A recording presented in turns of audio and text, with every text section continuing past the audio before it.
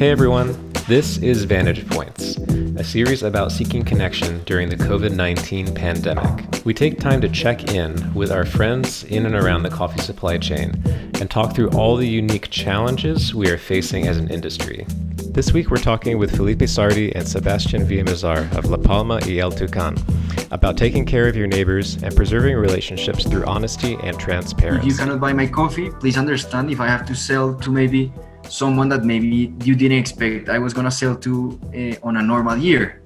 And I think relationships are preserved with clients if we are transparent. I think that's number one thing. And even when we talk about like exclusivity agreements in some regions where they are very very much looking forward to this type of agreements, especially in some small countries of Asia where there's not many roasters.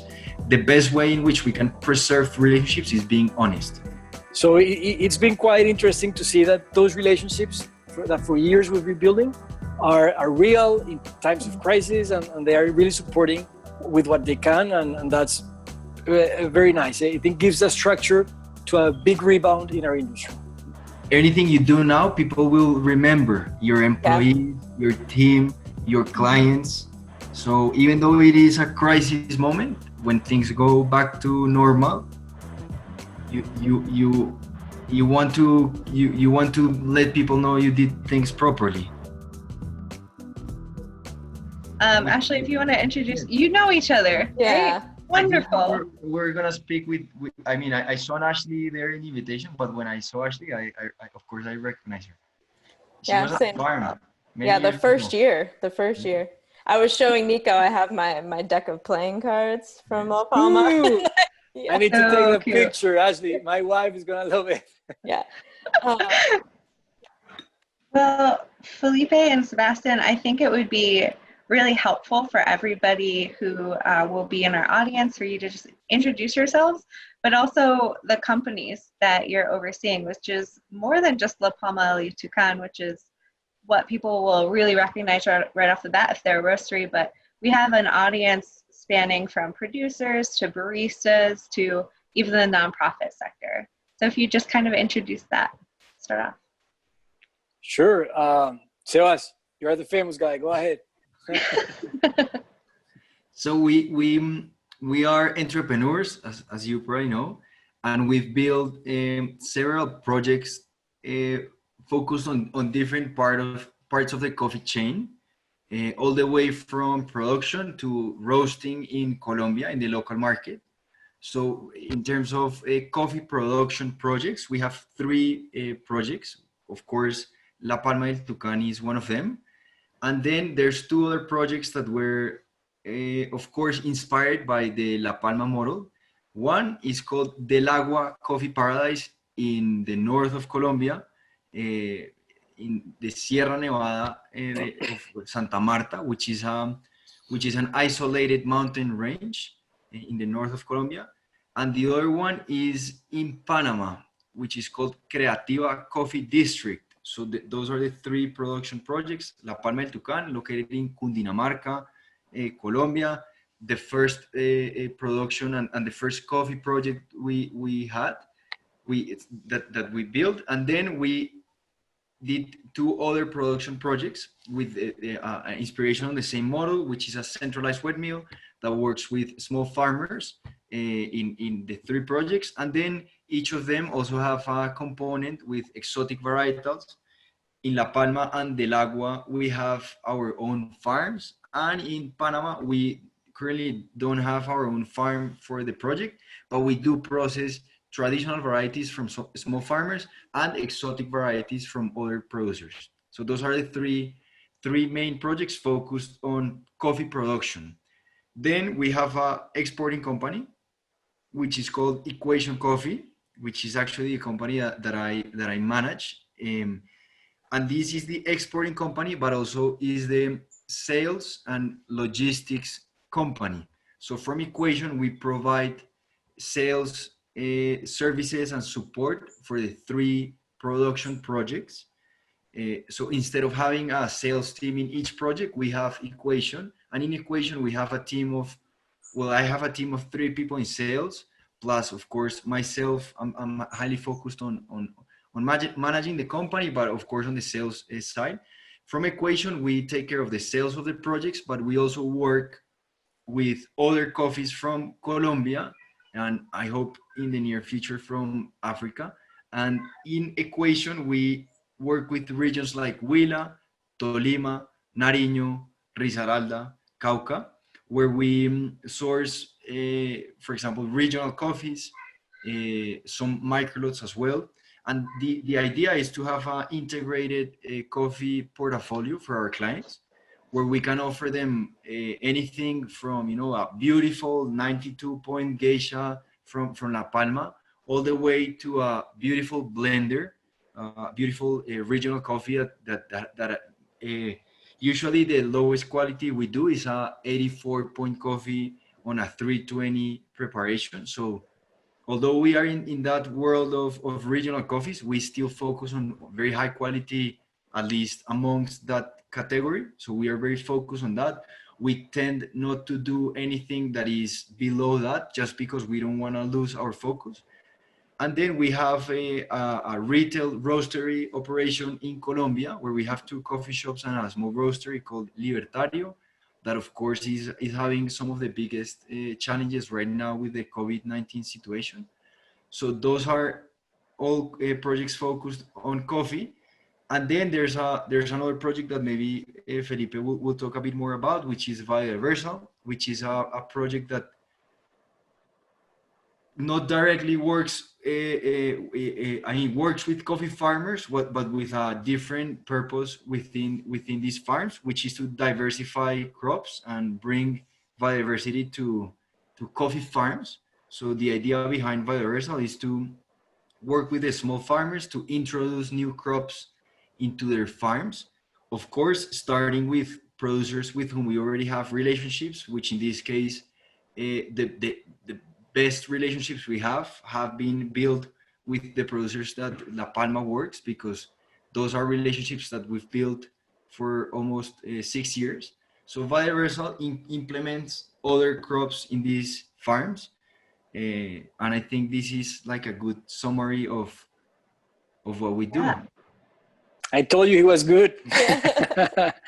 Good summary. So in reference to what these bite-sized conversations are about, it's about, how are we responding and taking care of our people within this time of COVID-19? And on your side of things, you clearly have all of these businesses, and within that, there are communities, there are people that come to you for leadership and knowing how to stay safe, but also keep the businesses going, figuring out who to talk to. So how have you had to respond, or how have you been uniquely affected within your community right now with COVID-19?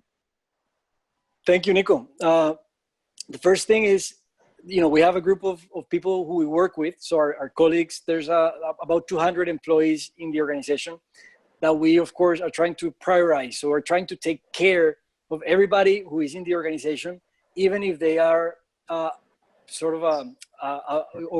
the company they work with is out of business. For example, companies like, maybe Sebas didn't mention that at La Palma y el Tucan, we have a small hotel as well. And there we employ about 12 people. And as you know, the hotels aren't really working anywhere. Not here and not anywhere in the world. So we've come up with situations in which we have to think, where do we relocate among our group people who are currently not doing any activities because of the industry they work with. So for example, in the hotel case, those 12 people who have given us their work in the hotel are now working at the coffee fields from our Neighbors and Crops program. They're working with the Neighbors and Crops program, and also at the farm, picking cherry and doing fermentation processes and helping us, throughout the other activities of the companies.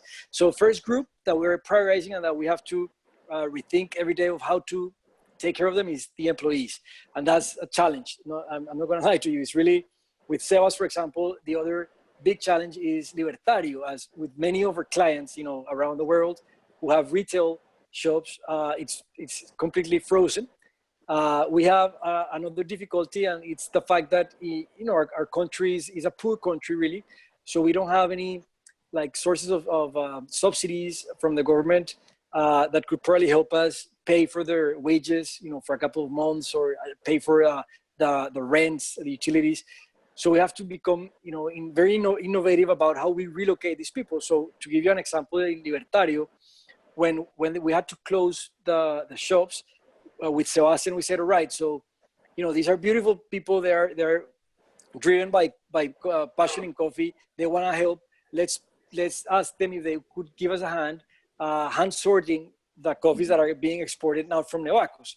So most of them are helping us hand sort coffee from the other projects. So basically, the first group, we're pretty much every day trying to think about how we relocate people among the organization to keep them working and keep ourselves afloat in that sense. And then there's another group that's very important as well.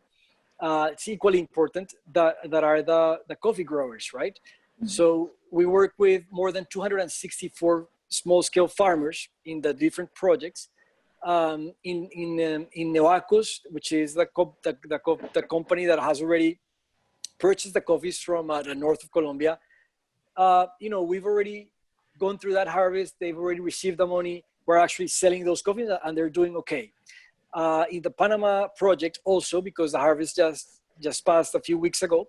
So the 64 families that are in Panama are also sort of, doing okay amid the situation and, considering all other variables, but they've already sold the coffees. We've already processed those coffees, paid for them, and we're also selling those. But La Palma, for example, is a project that's actually beginning now, the harvest. So we were faced with two alternatives, right? So we said with a team, we can either opt out in, probably the most difficult year that our generation has ever seen. And, we've seen in hundreds, maybe 100 years, and not buy anything, just to be very safe from these families, because, you don't want to invest working capital, not knowing if you're going to be able to sell those coffees. Maybe, the logistics aren't going to be easy. How are we going to get the cherry pickers from all over Colombia to come here? How are we going to transfer the coffee with the restrictions, et cetera, et cetera? So one option was that. And then you could say, which is what we ended up, or we could choose to support these people, even though we are facing, quite a challenge, because they need at least, a hand in these difficult times. So we decided to buy, of course, not as much as we usually do. So just to give you an idea, we buy about 350,000 kilograms of coffee cherries in a regular year at La Palma. And this year, we're going to buy about 130,000, so 1/3. But that's enough to keep them, afloat, to give them some liquidity, to give them some economic activity, to give them a guarantee that we're still there, even if it represents a very high risk for our organization. But we decided to go that way. So that second group, we're doing whatever we can to support and to continue buying coffee cherries at the prices that we've always bought, which is basically higher than the market, sometimes 2-3 times the market price. But of course, this year, the other side of the coin is that we weren't able to buy as much as we usually do. So those two groups, Nico and Ashley, were trying our best to come up with innovative ideas. We would be really, happy to receive any suggestions from friends and people like you. As I said, the government is doing its best, but we don't have the availability or the capacity that other governments in developed countries have. And the banks are also, very reluctant to assume further risk in a situation like this, especially with small businesses like ours. So as entrepreneurs, we gotta be very careful, but very innovative. Light on your feet. Yeah. So we're just trying to think out of the box, Yeah, absolutely. And I was so excited to talk to you within this series is because the two of you represent what usually individually a guest represents. You represent a front-facing roastery and coffee shop. You represent a sales team. You represent producers, and you're taking on this weight of what traditionally all these guests are kind of representing one segment of. So to evaluate that so rapidly and quickly is a testimony to your ability to adapt so quickly and be an entrepreneur in this time. So well done. Well done. That's Thank amazing. you. Yeah. Probably doesn't feel like it right see. now. But Yeah. We'll see how we do at the end of the year, but thank you, Nico. Yeah, absolutely. And I think you, in another conversation, we really were trying to figure out, okay, so what does this mean on the other side? How do we all work together in the supply chain? And you talked about risk, and you talked about how, we do have to buy from people.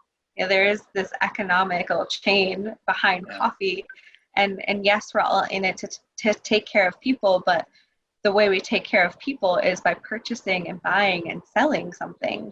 And the only way we can get on the other side of this is talk about, I'm a business person, and that means that I have to take care of all of these employees, and I can buy this certain amount from you, but I'm going to make sure that you can still provide for your family. And I'm going to make sure that you can still move through this year and move hopefully on the other side of this.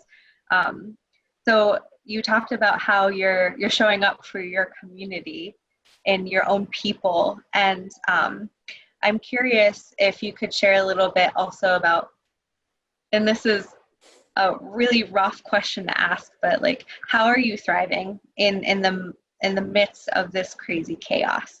How are you finding pockets of creativity, or where are the trends in the market that you're finding some light at the end of the tunnel?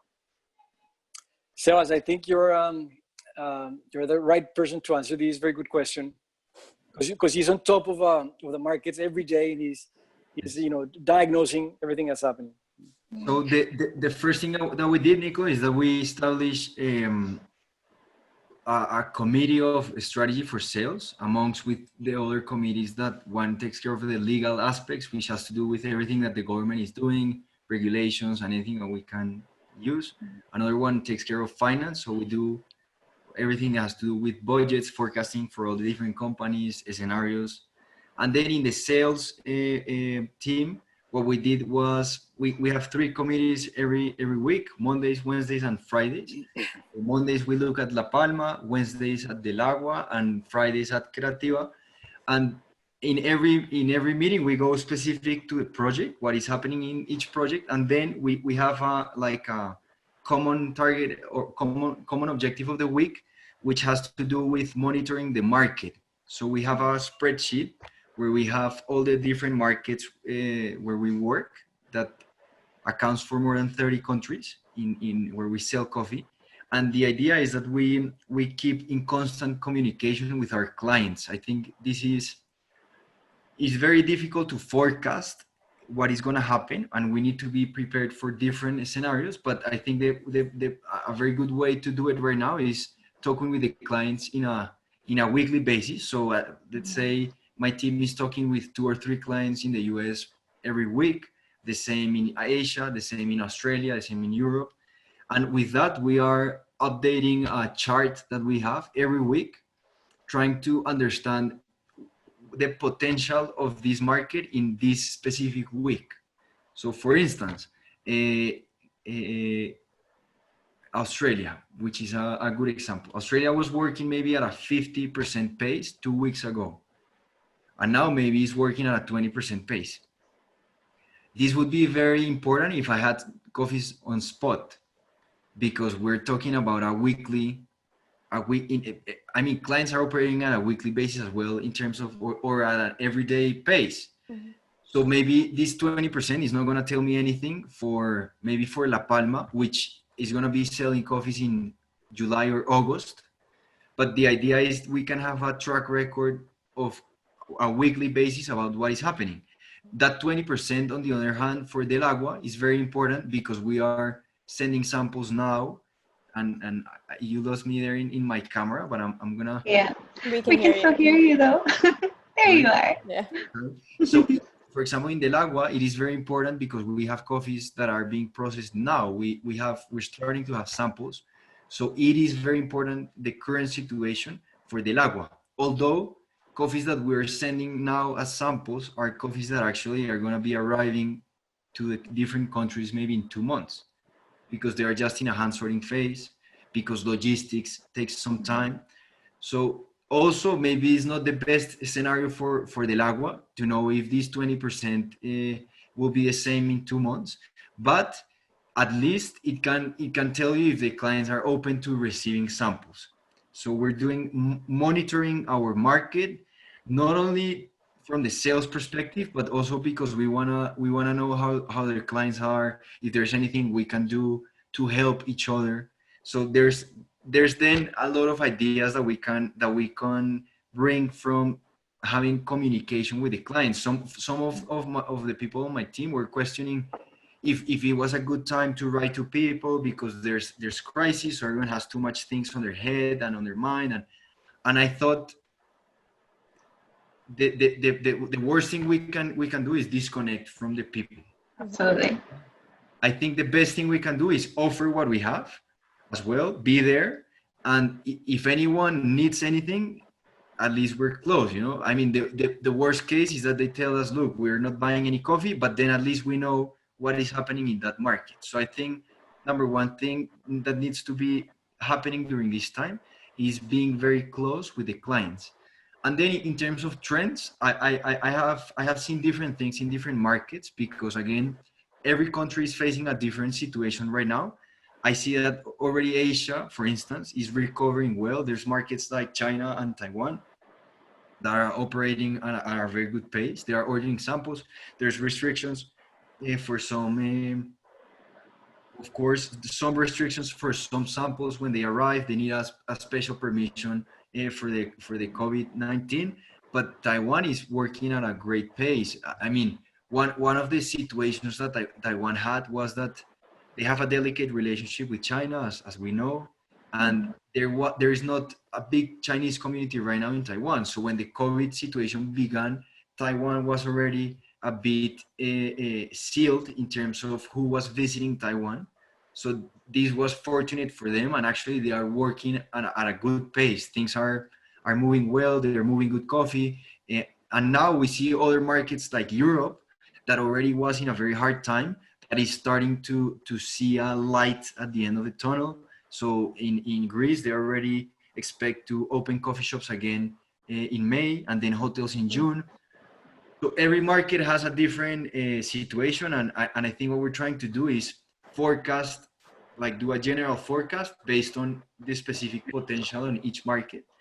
And then my other idea is that people won't stop drinking coffee, which is probably the same idea roasters have. But of course, where I do see that maybe we have a challenge as companies in some, and maybe an opportunity on the others, is that unfortunately some people will migrate from some of coffees that we offer to other coffees that we also offer, but we could offer more. For instance, they could migrate from the 87-point single origin to a 84-point blender. So that's where we need to be. If we need to be there to survive, I think that's what we need to do. So there's gonna be opportunities there. I wouldn't want to go below that, because that's not our focus. And I do think that the specialty coffee industry will continue growing, and there's an opportunity there for home brewers. People are being educated. You know, everyone is doing a home barista classes. All the clients are doing it, live streams, and all of this. So I do think this trend is making e-commerce grow. I know an average, maybe an average participation of e-commerce for roasteries is around 20%. And I know many people have grown in this, which is great because they're educating their clients on how to brew coffee at home. So this means that after this situation, well, the consumption of specialty coffee will have grown because people are drinking better coffee at home. So maybe we're gonna end up selling less coffees of some of our projects, but I do think there's an opportunity for specialty coffee, maybe not again in our 87 or 86, but maybe on our blenders. But also there's an opportunity for the very high-end coffees, because I also know coffee geeks are buying those geishas and sidras as well. So there's like a the market spread, no? Some people are growing all the way, and then the ones that were in the middle maybe are shifting to blends. So that's what we're trying to do, analyzing the market and trying to see how can we forecast what we're going to offer on each project, and if we need to fill in the gap of those 84-point coffees, also trying to see how can we do something to be there.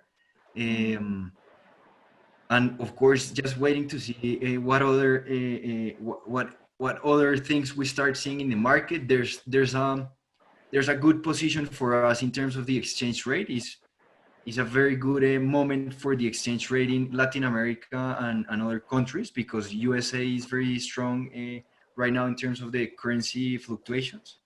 So if we are able to be creative about it, then we can have some good opportunity from the exchange rate as well. Hola, Juan. Hello. Sorry, this is Juan. Hi, Hola. Juan. Hi. Hola. How old is he? 4.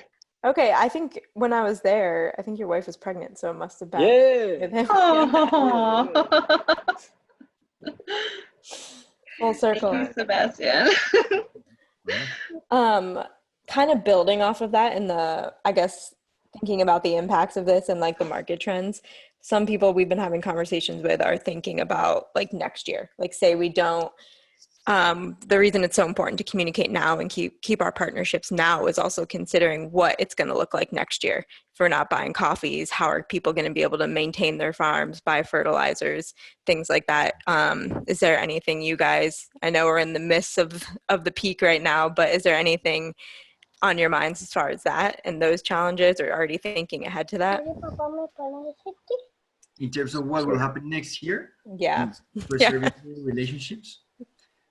I mean, for us, it would be the best scenario. You know, if clients are willing to support us in these hard times, that would be the best. That's the best scenario, because, and of course, it's one scenario we consider definitely that we hope people are willing to buy the same amount of coffee this year. But I also understand the situation that they are facing.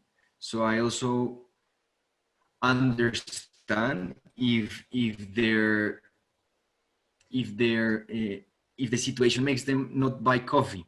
But I also think they would understand if we have to sell coffee to other people. And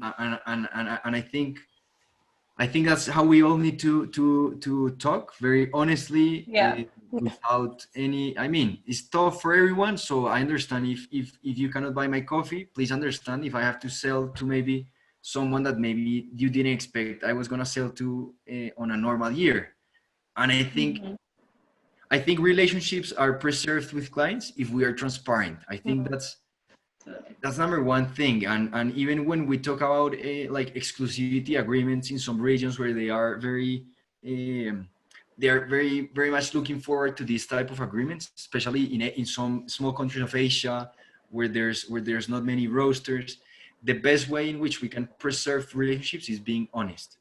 And for now, we are just trying to reach out to as many people as we can, be close to our clients, and of course try to pass.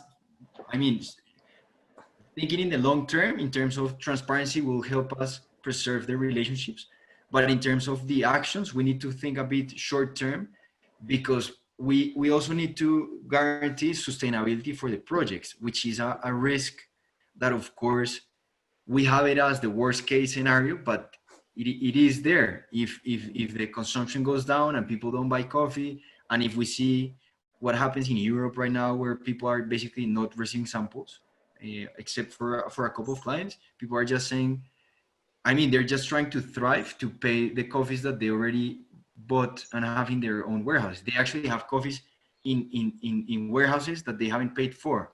So thinking about the guys that have coffee at origin is, I mean, we're like the third in priority. First, let's pay for what we have here. Then let's see how we pay what is already in the warehouse. And then let's think about receiving new samples. So we also understand that. So we think long-term is keeping relationships with everyone that surrounds us, as Felipe said, with the employees, with the clients, being transparent, being honest. I think basically people will everyone is in the same. We're all in the same boat, and if they don't understand you right now, well, I think maybe you have to question if you want to continue in that relationship, no? Because anyone that would question this situation, well, probably is in a different page that I am, because right now I'm just understanding everyone, suppliers, even farmers with whom we work, for example, in Equation, we've spoken with them because there's a lot of we don't know what is going to happen. They understand as well. They're also like waiting to see what to expect. So I think we need to preserve relationships like that with transparency for the next year. But then in the short term, I think everyone needs to try to keep the business running, because if there's no sustainability, then well, there won't be next year. Yeah, I think that's along the same lines of what we're hearing from everybody. And I think also for my perspective as a buyer, just to like kind of back up what you were saying about like blenders being somewhat more popular because of the market changing, we're experiencing the same thing. We have a lot more like online retail, we have a lot more grocery stores. So I'm going through all of those like blender coffees that we have faster than the single origins. So I'm able to keep those contracts. So hopefully that's something, as you've been watching all this, you can take away as like a silver lining too, that those blender projects will sell and those relationships will keep going because people want coffee. Yes, people. Yes. And with that said, Ashley and Sebastian, I would like to compliment with the fact that we've seen a lot of support from the current clients. So many of our clients have actually communicated with us that they will support us, probably not in the same amount as they were accustomed, as we were accustomed to, of course, and we are 100% in agreement with that. We understand that, but it's been very nice to hear that they will continue to support our projects. And before we decided, of course, to go ahead and invest in this risk with the neighbors and crops, we sort of sensed what the clients were thinking, and they all gave us their support. So it's been quite interesting to see that those relationships that for years we've been building are real in times of crisis, and they are really supporting with what they can, and that's very nice. I think gives a structure to a big rebound in our industry. Yes, 100%. It's definitely a comfort in knowing, like Sebastian said, we're all in this together and we'll get out of this together. Yes. And it might not look every step of the way exactly the same, but we'll all be there. Yes. Yeah. And I feel like, oh, I'm sorry, I couldn't hear you. Go ahead. Please. I was just finishing this idea, but please. No, go ahead. No, just you have to remember that once this is over, anything you do now, people will remember your employees, your team, your clients. So even though it is a crisis moment, when things go back to normal, you want to let people know you did things properly. That's very important as well. That's true. One of the questions that we've been asking of each of our guests is, it's very, very clear that through our individual conversations that we have to show up for people. Like you said, your employees and your clients are going to remember how you spoke in the time of crisis. And we are clearly along the supply chain in it together, right? So how can this supply chain, all of these people that are going to be listening to this conversation, show up for you right now in the time of crisis? To buy some of the coffees, or at least to receive some of the samples that we are offering. And if they, if they are roasters, if they have contacts that can probably help us move those coffees, especially the neighbors and crops programs, they would be, sort of helping indirectly hundreds of families behind us that are depending on the sale of their coffee. So I guess number one is just keep the economics going as much as we all can, without, of course, forcing anybody or forcing the system. But that would be the first thing. And secondly, in the same way that we'd like to support them. So communicating, their concerns, communicating to their clients, to their friends, what's happening, because eventually, support will come in one way or another. That's not necessarily in an economic sense. So as Sebastian said, it's just keeping the relationship open, communication channels like you're doing here open, and just trying to see how we can help each other as we go. Well, thank you both so much for your time. And, I think that other people are feeling very isolated and in their homes, but crisis doesn't make us less busy. And crisis doesn't make it any easier to sit down and have a conversation like this. So thank you for your time and for sharing your perspectives. And I hope that this conversation can give us that reminder that we just need to talk to each other and share our needs, because that's the only way that we're going to find the right solutions. For sure. Thank you very much, you. Nico, Ashley, Sebas. Thank you for your time and for these initiative. Yeah, you guys are truly inspiring, running 6 different projects essentially. So Yeah. we look forward to working with you more, hopefully. Thank you, Ashley. There's a ceremony coffee, by the way, Sebastian. You just maybe send some samples. Perfect. I will definitely do it. We'll be in touch. Yeah. Thank you very much. Thank you. Thank you. Have a good night. See you later. Safe. Ciao. Bye. Take care.